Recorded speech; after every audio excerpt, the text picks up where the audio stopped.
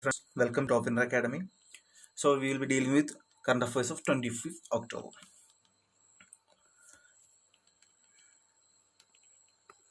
So first is International Labour Organization. Why in news?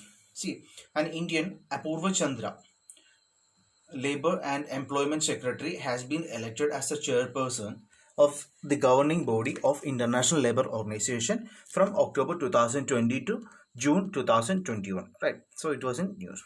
So regarding International Labour Organization. So it's an agency of the United Nations whose directions is to promote economic and social justice through setting the international labor standards. Right. So it is a arm of international United Nations organization. Right. The organization was founded under the League of Nations in 1919. Right. 1919, which makes it the first as well as the oldest specialized agency of the United Nations. So the international level standards of ILO are broadly aimed at ensuring productive, accessible and sustainable work worldwide in conditions of equity, freedom, dignity and security. Right, the government body is an apex executive body of the International Labour Organization. The body is responsible to decide agenda, programs, policies and budget. It also elects the Director General of the organization. Currently, the International Labour Organization has 187 members. See, ILO, that is the first specialized agency for United Nations in 1946, and it got Nobel Prize in 1969. Right, it got Nobel Peace Prize in 1969 and headquarters in Geneva, Switzerland. Right. And next is United Nations Day. It is 75th anniversary on 24 October 2020. So United Nations marks the anniversary of the entry into force of the UN Charter and the founding of the organization in 1945. Right. The name United Nations was coined by United States President Franklin D. Roosevelt. The main organs of the United Nations are General Assembly, the Security Council, the Economic and Social Council, the Trusteeship Council, the International Court of Justice, the UN Secretariat. So we will be taking this session separately. So what are these arms of United Nations are? See, the forerunner of the United Nations was League of Nations. It was in 1919 started, right? So we'll discuss that also. The Flash Flood Guideline System, FFGS.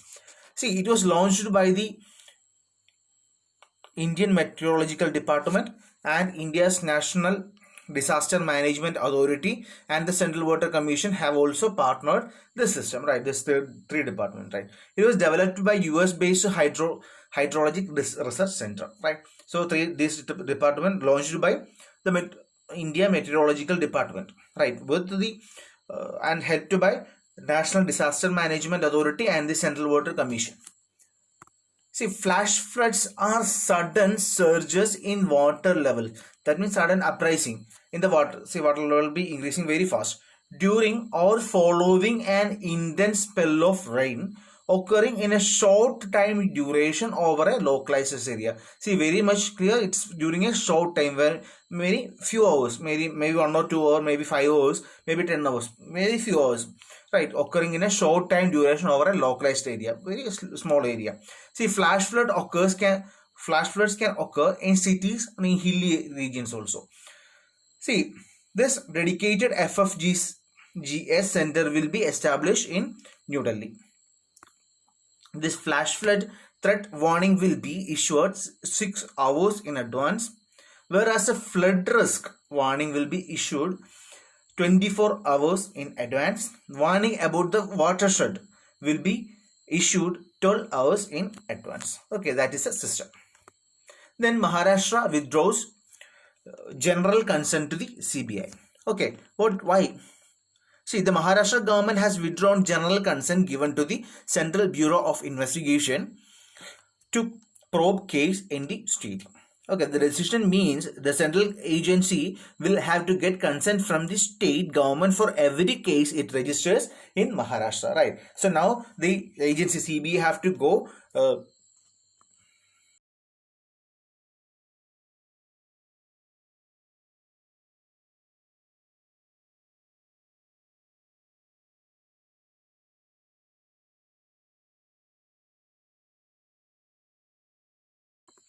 and seek permission from the state government to take or to file an FIR against anything, or to take a petition or to file a case in Maharashtra, right? So that's a scenario.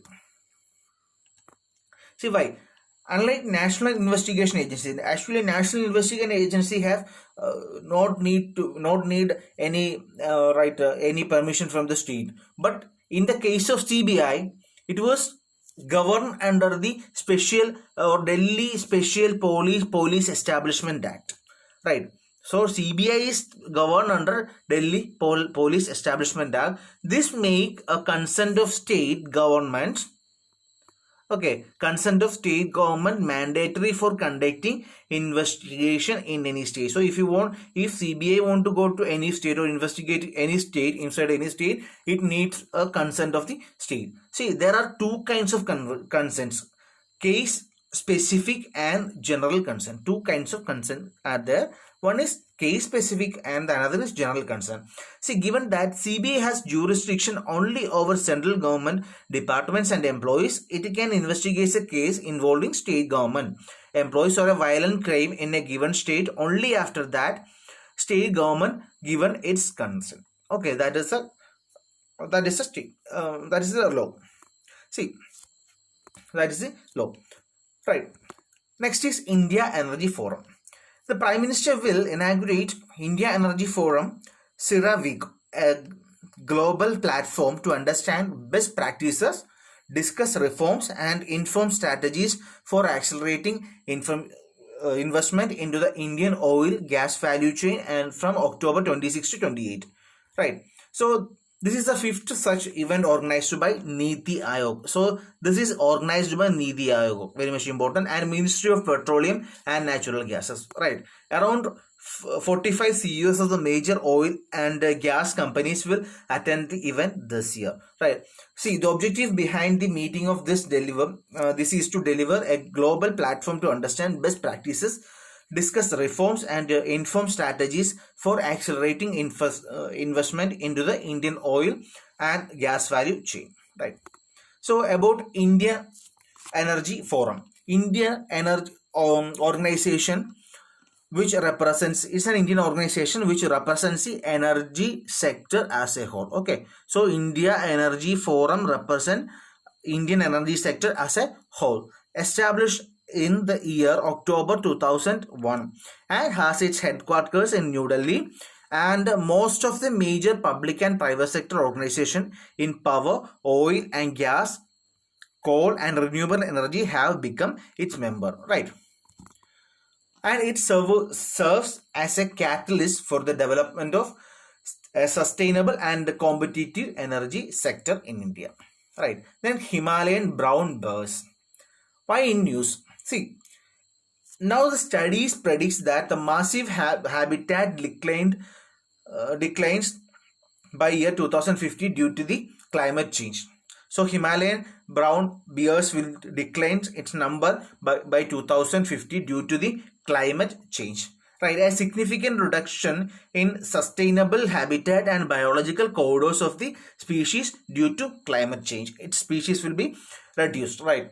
The study carried out in the Western Himalayas by the scientists of Zoological Survey of India. Right, the Himalayan brown bear is one of the largest carnivores in India. In the world itself, the Himalayan brown bear is the world's largest terrestrial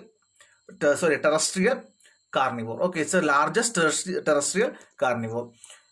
Right, a very large bear which is thick reddish brown coat with no clear chest marking is seen. Okay, its appearance. Appearance means it's a large bear with a thick reddish brown coat with no clear chest marking is seen. Okay, this species exists in small isolated population in the fragmented alpine and subalpine habitat. Okay, alpine and subalpine habitat, and it occupies higher reaches of the Himalayas in remote mountainous areas of India, Pakistan, Nepal, Tibet area. Okay, India, Pakistan, Nepal, and Tibet area. See, its diets mainly fruits, figs, and leaves, grass, then fish, rodents, and insects. This is a diet for it. Okay, and in it is in IUCN list. It is currently in endangered list. It's currently in endangered list. That's about today. Thank you.